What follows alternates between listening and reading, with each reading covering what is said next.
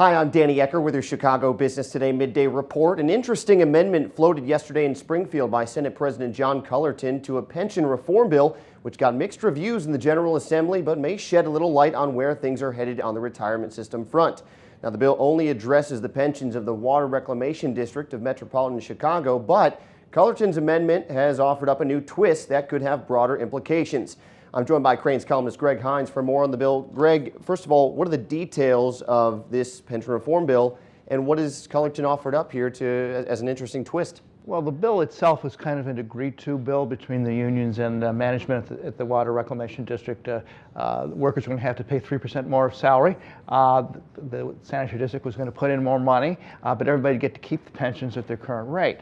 And what Mr. Cullerton did, though, because he's in search of a much broader solution that affects other unions, is he added a clause that would allow workers to have a choice between keeping their current pension, but their benefits would be frozen at the current levels, or going with this new system. And the significance of that is Cullerton is of the belief that constitutionally you can't just force changes on current workers who are on the payroll. You have to offer them an inducement to make them voluntarily do it. Right. And you updated this yesterday, said that this kind of hit a snag, maybe the amendment hit a snag, but might this have some legs for down the road and this choice and giving districts a choice to choose one or the other? Well, if it doesn't, pension reform is going to have problems in Springfield because Cullerton really seems wedded to this constitutional thing.